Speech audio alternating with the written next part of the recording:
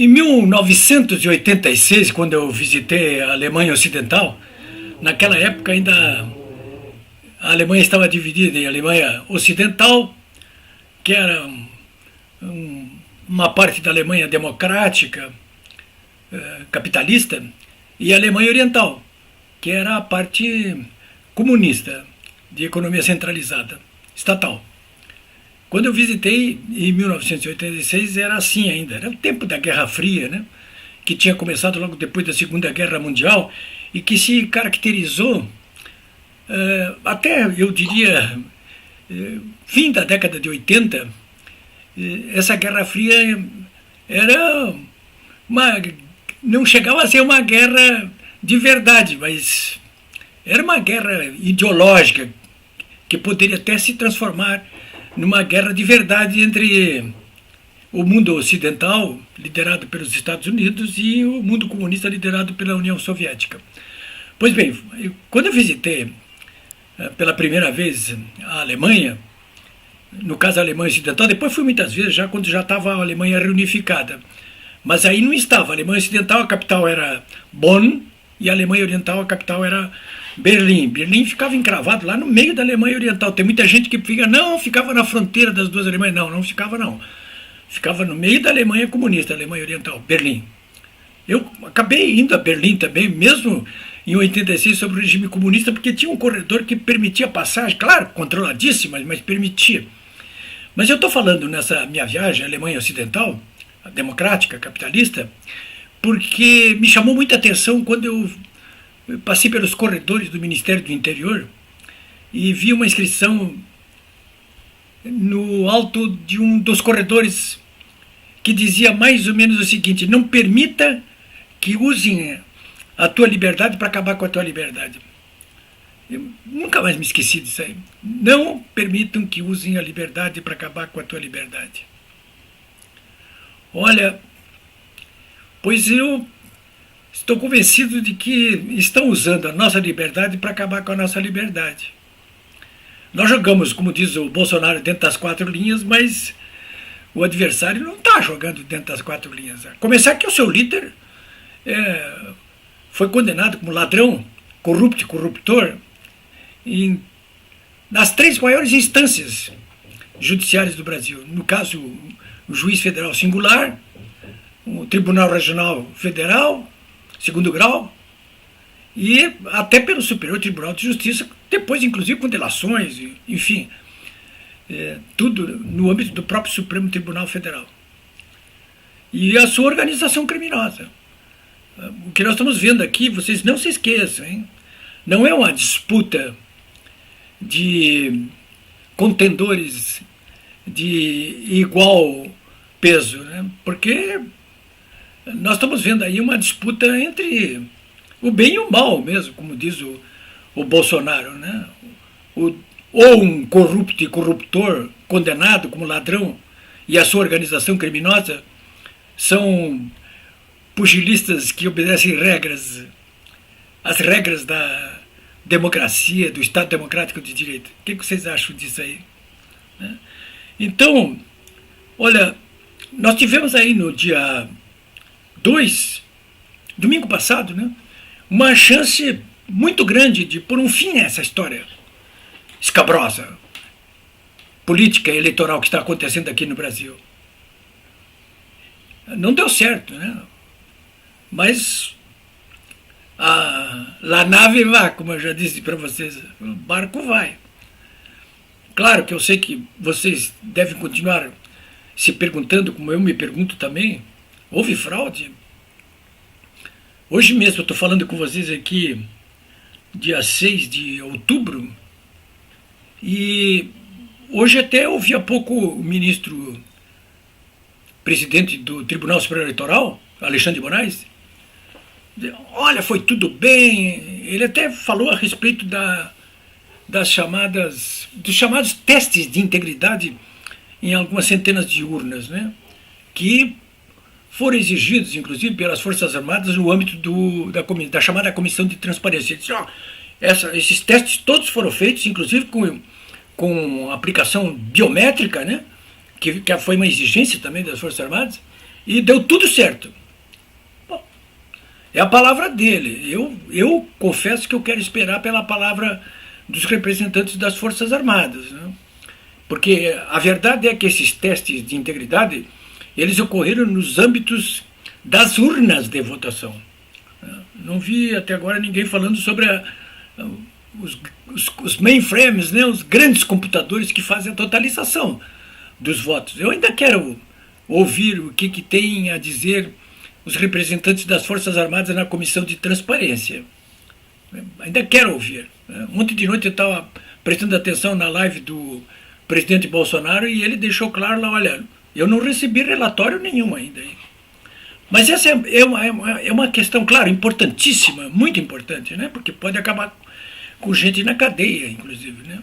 Ou o segundo turno até pode ser transferido. Mas, por enquanto, essa questão não está levantada.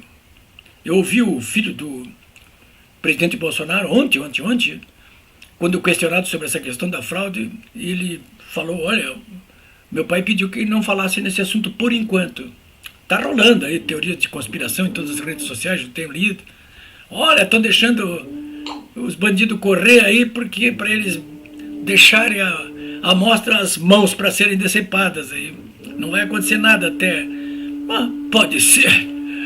Eu sei que no céu não temos apenas aviões de carreira, mas enquanto isso, como diz o jornalista Júlio Ribeiro, aqui de Porto Alegre, que faz um programa muito interessante na Rádio Guaíba, todo dia às 13 horas, chamado Boa Tarde Brasil, como diz ele, é o seguinte, é foco, hein? Tem que ter foco, é foco.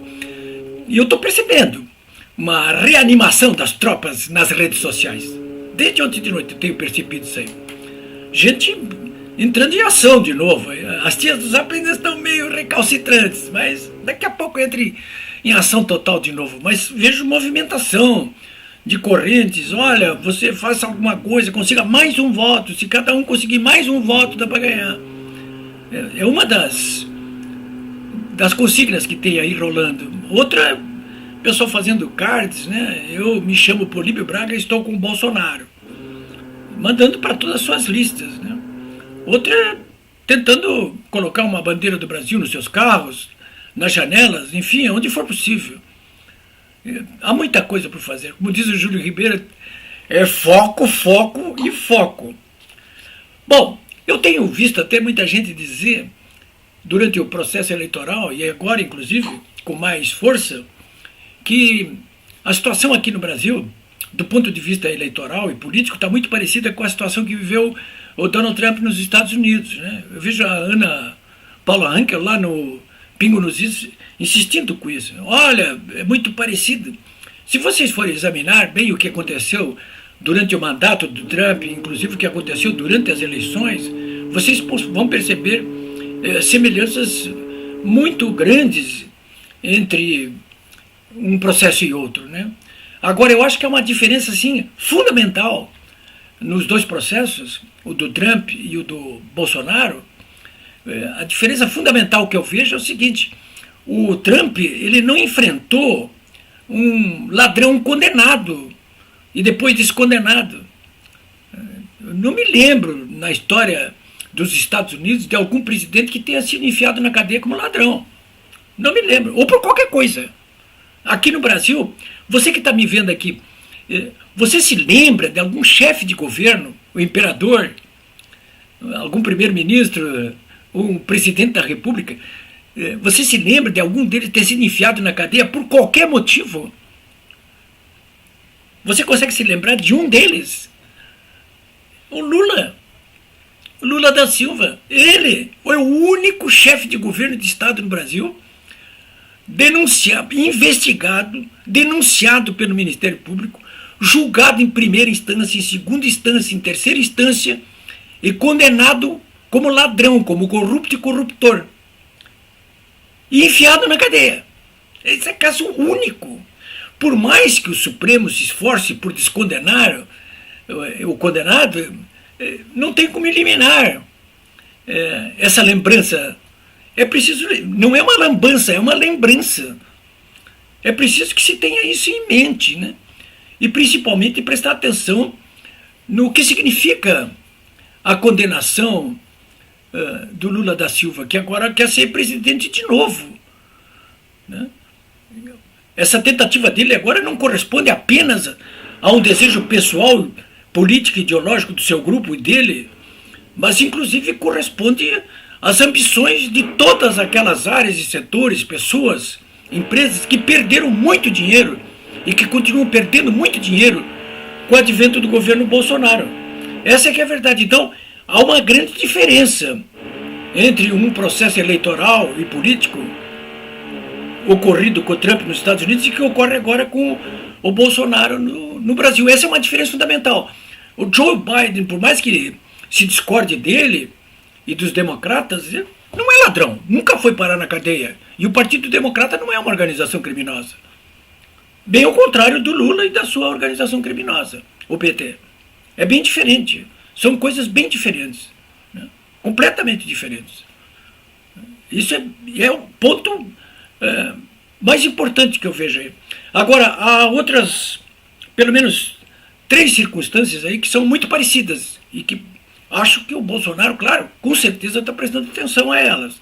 Semelhanças entre o que ocorreu no processo eleitoral com o Trump e o que está ocorrendo agora no processo eleitoral com o Bolsonaro.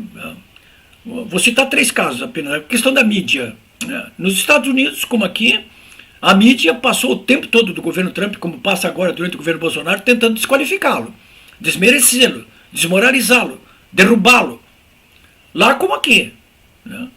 Em segundo lugar, a questão dos institutos de pesquisa, que falsearam dados durante todo o processo eleitoral americano. Vocês vejam aí o Pingo nos Is com a Ana Paula Anker, que vocês vão ver ela contando casos como da Califórnia, de Lamora, de institutos de pesquisas revelando uma vitória do Joe Biden por até 20% de diferença, quando isso não aconteceu, ficou longe de acontecer. Então esse é o segundo ponto, que eu até atribuo ao desempenho da mídia, nos Estados Unidos como aqui, tradicional, e aos institutos de pesquisas, eu atribuo esse papel que eles jogam como verdadeiras ferramentas, pontas de lança do eixo do mal, que é o que está ali alimentando todas essas trapaças, tramóias, golpes. Eles estão ali, eles são pontas de lança, como é também o Supremo Tribunal Federal, que nos Estados Unidos não se meteu, aqui se meteu, né? De modo decisivo, inclusive, aqui, né? E o caso do Bolsonaro, essas semelhanças aí que eu acabei de narrar, mas também grandes diferenças, né? Mas me parece que a maior diferença mesmo, as maiores diferenças são de 2 aspectos. Primeiro, o povo na rua. Eu não me lembro, durante o governo Trump, dele ter chamado o povo para a rua a todo momento para defendê-lo, né? Quando aconteceu isso, e não foi ele que chamou, ele já estava curtindo aí um resultado eleitoral adverso, que foi aquele caso da invasão do Capitólio. Mas isso já depois dos acontecimentos, que pode também acontecer, claro, às vezes até necessariamente, mas o presidente Bolsonaro tem chamado o povo para a rua a todo momento. Aliás, o povo já foi para a rua antes do Bolsonaro chamá-lo, inclusive, porque até o povo na rua é que foi reclamar ali, as rãs pediram o rei, como diz a fábula do La Fontaine, né? Então, essa é uma grande diferença. E a outra diferença é o papel jogado pelas Forças Armadas, né? As Forças Armadas nos Estados Unidos não têm uma tradição de intervir politicamente no processo democrático. É o contrário do Brasil, que aqui há uma tradição desde a proclamação da República, né? Que, cá para nós, não foi feita pelo povo, foi feita por um golpe de Estado feito, implementado pelas Forças Armadas, né? Então, o caso mais recente, inclusive, de participação efetiva das Forças Armadas na condução do processo político brasileiro ocorreu recentemente, aí, desde 1964, né? O movimento de 1964. Então, tem essa diferença aí também, né? O próprio presidente tem dito e repetido aí, olha, o que está me respaldando é o povo na rua, do modo como é. Vocês veem isso aí. Eu não estou me referindo apenas ao povo que vai para a rua no 7 de setembro, não. Eu estou me referindo também a esses comícios do Bolsonaro, as motociatas que ocorreram, inclusive, antes do processo eleitoral, multidões indo para a rua, né? De um modo muito ativo, atípico, inclusive, com a tradição política brasileira, que sempre foi no sentido de que quem vai para a rua é a esquerda, não é a direita, mas a direita veio para a rua e gostou, né?